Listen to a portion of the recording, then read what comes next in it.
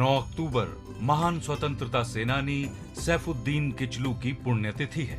वो 1919 के कठोर रॉलेट एक्ट के विरोध में जलियांवाला बाग प्रदर्शन के नायक थे। डॉक्टर किचलू नौजवान भारत सभा के संस्थापक सदस्य थे, जिसने हजारों विद्यार्थियों और युवा भारतीयों को राष्ट्रीय आंदोलन के लिए प्रेरित किया। डॉक्टर किचलू का जन्म 15 जनवरी 1888 को कश्मीरी परिवार में हुआ था, जो कि अमृतसर में बस गया था। कुशाग्र बुद्धि किचलू ने लंदन की कैम्ब्रिज यूनिवर्सिटी से स्नातक तक पढ़ाई की और जर्मनी से पीएचडी पूरी की। वो कैम्ब्रिज के दिनों से ही क्रांतिकारी विचारों के प्रति आकर्षित होने लगे थे और मजलिस में सक्रिय रूप से भाग लेने लगे थे। मजलिस भारतीय छात्रों की एक सोसाइटी थी जो भारत की औपनिवेशिक दुर्दशा पर चर्चा करती थी। इन सभाओं के कारण ही उनकी मुलाकात जवाहरलाल नेहरू से हुई। किचलू 1913 में भारत लौट आए और अमृतसर में वकालत करने लगे।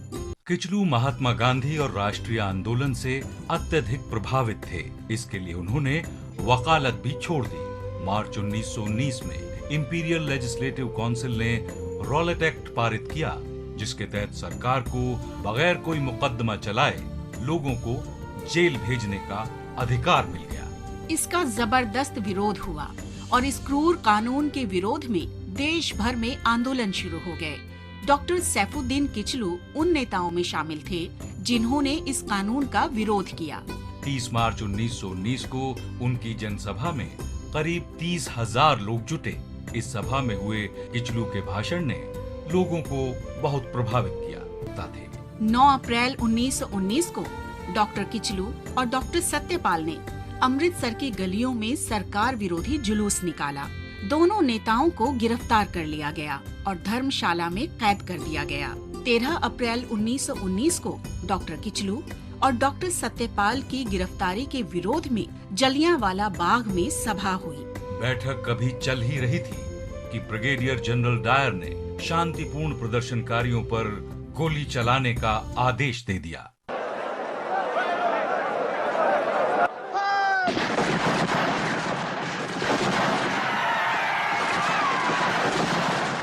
पुलिस ने भीड़ पर 1650 राउंड फायर किया। कांग्रेस के अनुसार उस गोलीबारी में करीब 1000 लोग मारे गए। सरकार ने डॉक्टर किचलू को दिसंबर 1919 में रिहा कर दिया। वे सांप्रदायिक सौहार्द के समर्थक थे और धार्मिक आधार पर विभाजन के विरोधी थे। वो 1952 में लेनिन शांति पुरस्कार पाने वाले पहले भारतीय थे। दिल का दौरा पड़ने से 9 अक्टूबर 1963 को डॉक्टर किचलू का निधन हो गया। 9 अक्टूबर के ही दिन 1942 में पंजाब की स्वतंत्रता सेनानी सत्यवती देवी ने लाहौर जेल में ब्रिटिश झंडा हटाकर कांग्रेस का ध्वज लगाने का साहसिक कारनामा किया था। बिजली या माताजी के नाम से लोकप्रिय सत्यवती देवी को उनके 3 बच्चों के साथ 26 अगस्त 1942 को गिरफ्तार कर लिया गया।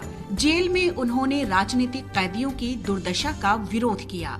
9 अक्टूबर 1942 को सुबह 5 बजे उन्होंने साथी कैदियों को एकत्र किया। इसके बाद उन्होंने महिला जेल पर कांग्रेस का ध्वज लहरा दिया। उन्हें एकांत में रखा गया, लेकिन उनके आंदोलन का परिणाम तब सामने आया जब ब्रिटिश अधिकारी आखिरकार लाहौर जेल में राजनीतिक बंदियों की दशा सुधारने को तैयार हो गए। सत्यवती देवी स्वामी श्रद्धानंद की पोती थी। पूर्व उपराष्ट्रपति कृष्णकांत उनके बेटे थे। वे भगत सिंह को अक्सर अपने हाथों से खाना खिलाती थीं। उनके पति लाला अचिंत राम को पंजाब का गांधी भी कहा जाता है। जिस रात राष्ट्रवादी नेता चंद्रशेखर आजाद ने लाहौर छोड़ा, उस रात वो सत्यवती के घर ही ठहरे थे। 26 अक्टूबर 2010 को उनका निधन हो गया। दिल्ली विश्वविद्यालय के कॉलेज का नाम इसी महान स्वाधीनता सेनानी के नाम पर रखा गया है।